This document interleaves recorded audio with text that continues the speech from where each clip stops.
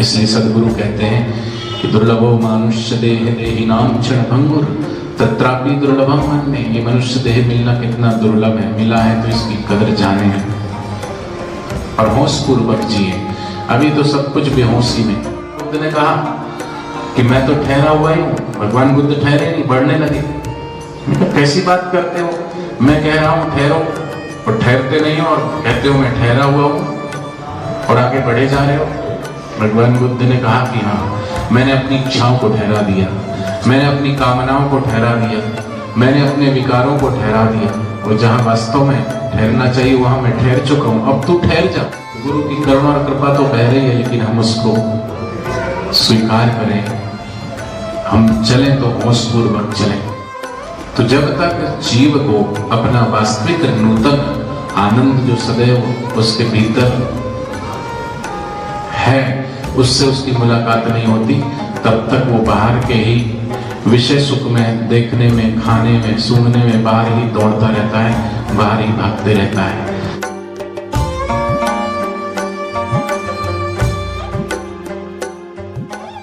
तो अपना अनुभव नहीं, इसलिए दूसरे का अनुभव, दूसरे के खाएगा तो उसका पेट भरेगा, दूसरे का अनुभव अपने अनुभव काम नहीं आता है। अनुभव तो स्वयं करना पड़ेगा। तो हम थोड़ा देखें। एक आदमी की नाक कटी हुई थी। लोगों ने पूछा कि नाक क्यों कटी हुई है? तो अपनी नाक कहते हैं ना ऊंची रखते हैं, अपनी नाक मतलब साख होती, नाक साख मतलब इज्जत। अपनी नाक, अपनी साख बचाने के लिए ये नहीं कहा कि नाक क्यों कटी है, बल्कि ये कहने लगा कि नाक कटी है, उसके पीछे बहुत बड़ा रहस्य है। बोले क्या रहस्य है? नाक कटी है क्योंकि नाक मैंने कटी नहीं, कटवाई है। बोले क्यों कटवाई है? क्योंकि बोले नाक कटवाने के बाद मुझे भगवान का दर्शन हो गया। तो भगवान का दर्शन नाक कटाने से हो जाता है? बोले हाँ, तू कटा के देख। तो उसने उसकी बात मान के उसने भी नाक कटा लिया। अब एक नाक कटता था, दो हो गए। उससे किसी ने पूछा भाई तूने नाक क्यों कटाई? और जब उसके कहने से उसने कटाई तो भगवान के दर्शन तो हुए नहीं। वो कहने लगा भाई तूने कहा कि भगवान के दर्शन हो जाते नाक कटाने से, तो मुझे तो कोई भगवान के दर्शन नहीं हुए, और तूने मेरी नाक और कटा दी, शकल और बिगड़वा दी। बोले खबरदार, मुझे तो कह दिया, किसी को कहेगा तो हंसेंगे लोग, बेवकूफ कहेंगे तुझे। तूने मुझसे पूछा, तूने मुझे नक्कट्टा बोला, अब तुझे भी लोग नक्कट्टा ही कहेंगे। इसलिए तू कभी किसी को ये मत बोलना। अगर तुझे अपनी नाक बचानी तो तू भी यही कहना कि हाँ हाँ मुझे भी भगवान के दर्शन हो गए। तीसरे ने पूछा तो उसको कहने लगा हाँ मेरे को भगवान के दर्शन हुए, इसलिए मैंने नाक कटाई। एक था, दो हो गए, तीन हो गए। चौथे ने पूछा भाई तूने ये नाक क्यों कटा दी? उसने मुझसे यही कहा। और जब उसने कटाई तो उसको भी भगवान के दर्शन नहीं हुए। उन्होंने कहा तुम क्यों बेवकूफ बना रहे हो, मुझे तो कोई भगवान के दर्शन नहीं हुए। बोले बेवकूफ तू कहलाएगा अगर तू किसी को कह दिया ऐसा, तो इसलिए तू भी यही बोलना। बस एक दो पूरे राज्य में कितने नक्कट्टे हो गए। राजा तक खबर पहुंच गई और राजा को पता लगा कि भाई इस राज्य में नाक कटवाने से भगवान का दर्शन हो जाता है। राजा ने कहा चलो हम भी भगवान के दर्शन करेंगे। मंत्री ने कहा थोड़ा ठहरो राजन, कैसी बात करते हैं आप? राजा हो, अग्रणी हो, प्रजा के प्रमुख हो, आप ऐसे कैसे भूल करते हो बिना प्रमाण के? क्या प्रमाण है? इतने लोगों ने बोले प्रमाण है तभी तो इतने लोगों ने कटवाई। एक बेवकूफ हो सकता, दूसरा बेवकूफ हो सकता, तीसरा बेवकूफ हो सकता है, ऐसा थोड़ी होता। बोले नहीं राजा, पहले मुझे जाने दीजिए, मैं आपका मंत्री हूं, पहले मैं देखता हूं कुछ है भी इसमें कि ये बस ऐसे ही। मंत्री गया, मंत्री ने नाक कटाई, कोई भगवान का दर्शन तो हुआ नहीं। सारे नक्कट्टों को जेल में डाल दिया। ऐसे हम सोचते रहते हैं वो तीर्थ बड़ा होगा, वहां चलते हैं, वहां बहुत भीड़ है, वहां कुछ मिलेगा, वहां कुछ मिलेगा। हम अपने खुद का अनादर करते हैं, हम अपनी खुद बेइज्जती करते हैं, हम अपनी आत्मा का खुद अनादर करते हैं।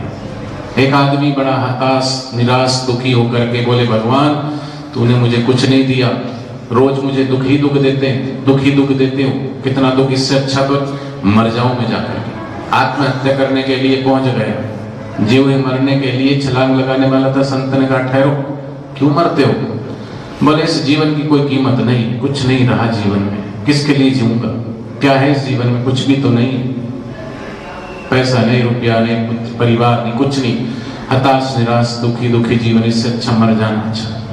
तो कहा कि ऐसा कैसा सोच लिया कि तेरे पास कुछ नहीं, तुझे खुद की कीमत नहीं पता, तू है कितनी, तेरे अंदर जो चीजें हैं वो कितनी कीमती है? बोले नहीं मेरी कोई कीमत नहीं। संत ने कहा फिर ठीक है, तू चल मेरे पास, राजा को एक आंख की जरूरत है और वो एक आंख लेना चाहता है, तू अपनी एक आंख दे दे, तू तो मर ही रहा है और तेरे काम किस काम की, मर गए तो तुझे जला देंगे, एक आंख मुझे दे दे, मैं राजा को दे देता हूँ, राजा उसके बदले मुझे 1 लाख रुपए देगा। बोले हैं 1 लाख रुपए? हाँ 1 लाख रुपए मिल जाएंगे, चल राजा के पास गए।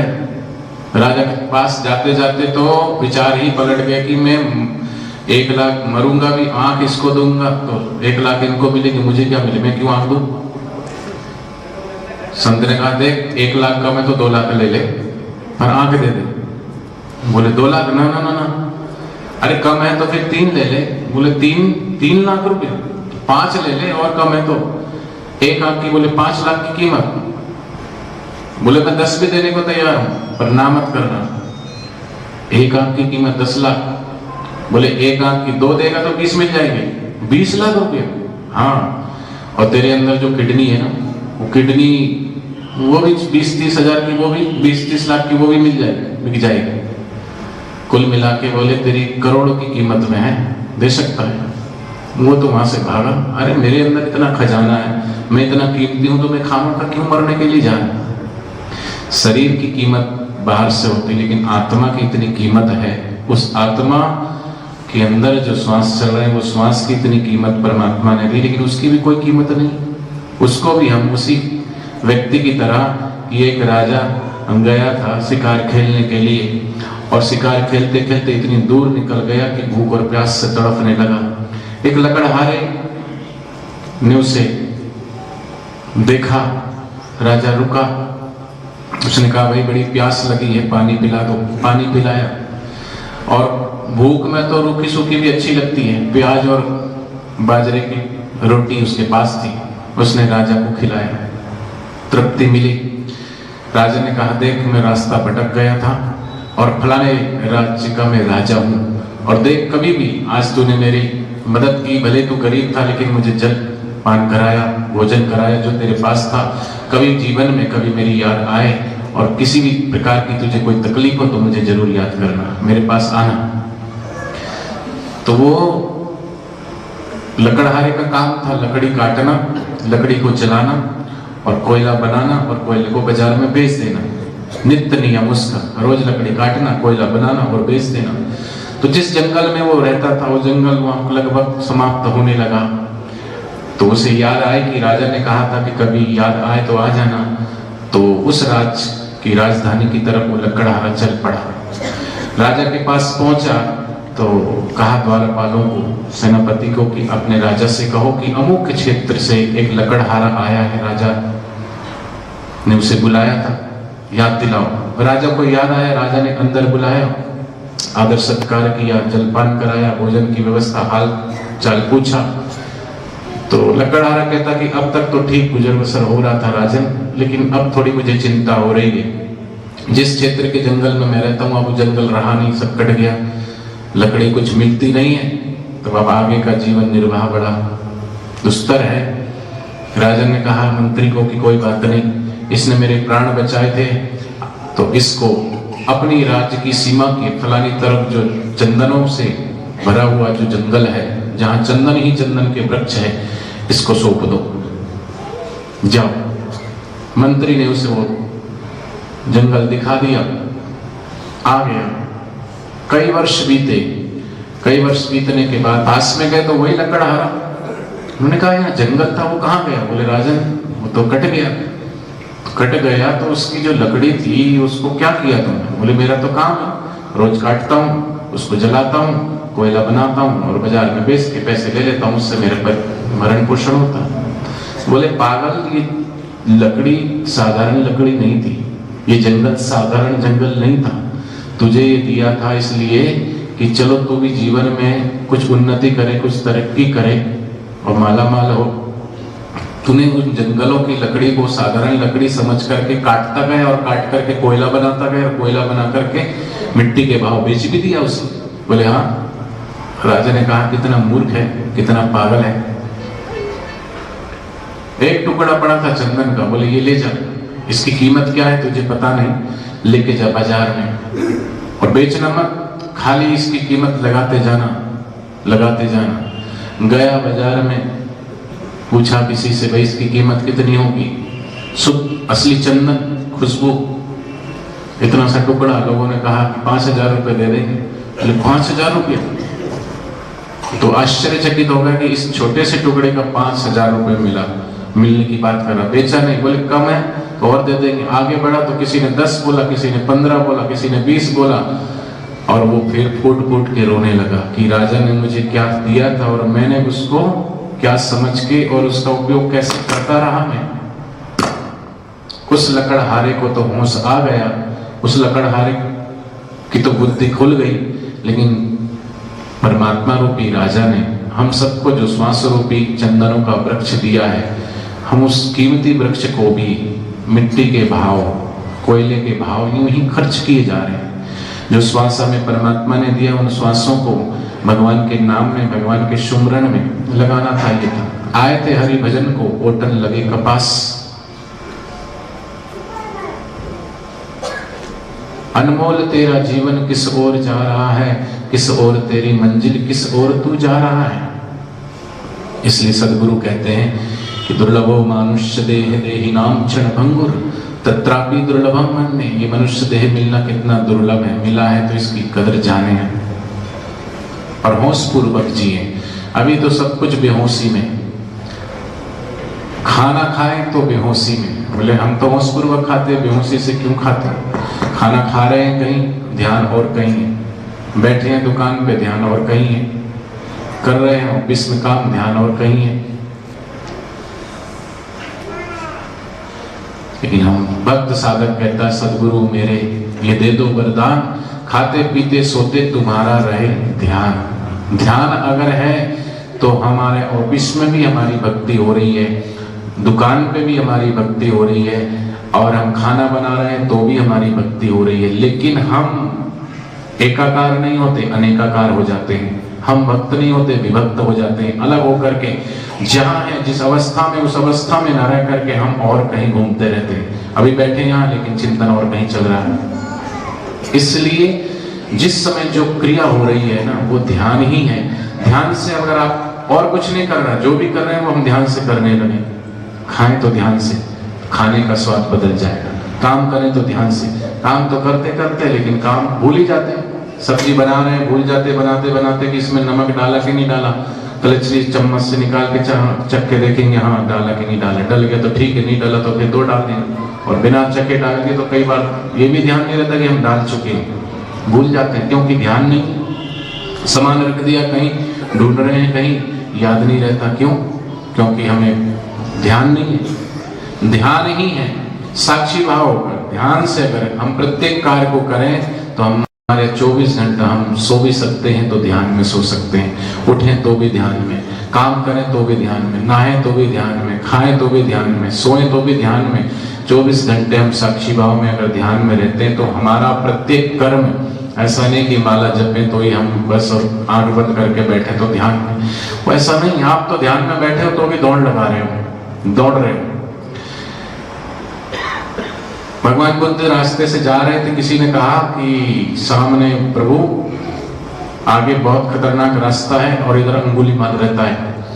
और अंगुलीमाल नाम इसलिए पड़ा उसका कि उसका असली नाम ही लोग भूल गए। वो लोगों को मारता है, काटता है और उंगली की माला गले में पहनना प्रारंभ कर दिया है।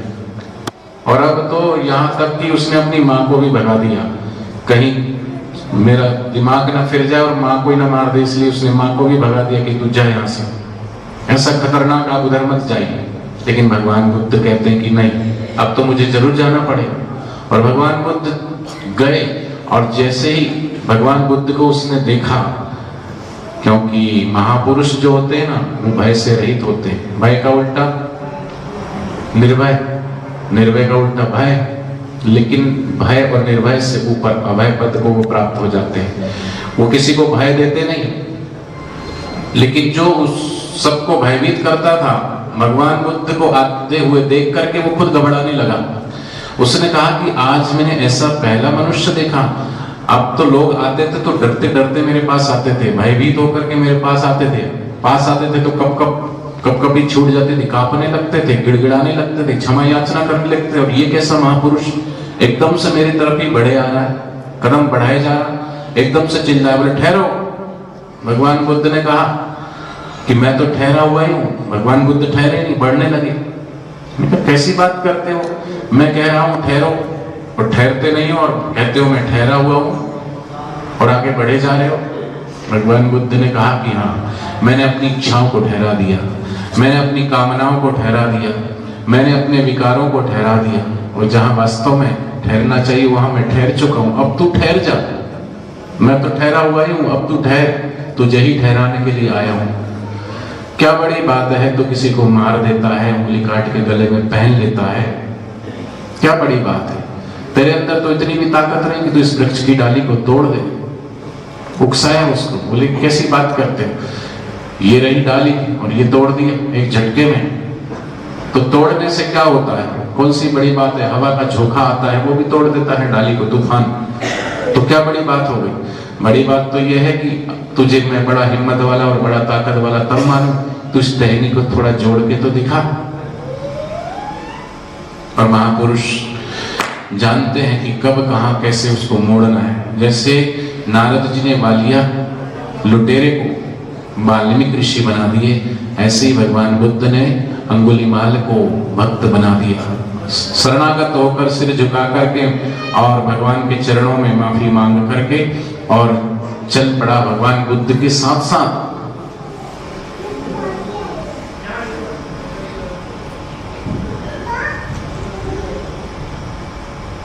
और वहां के राजा ने सुना कि अंगुलीमाल भिक्षुक बन गया तो बड़ा आश्चर्य हुआ उसको। गया तो बड़ा वहां देखा तलवार हाथ में लेकर के,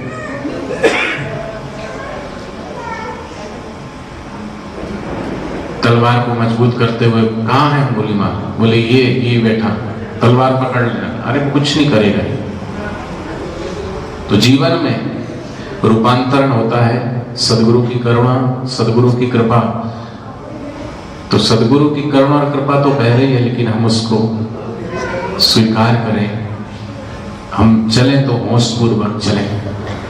तो ये मातृपितृ पूजन दिवस बापूजी की प्रेरणा से पूरे देश भर में 14 फरवरी को मनाया जाएगा।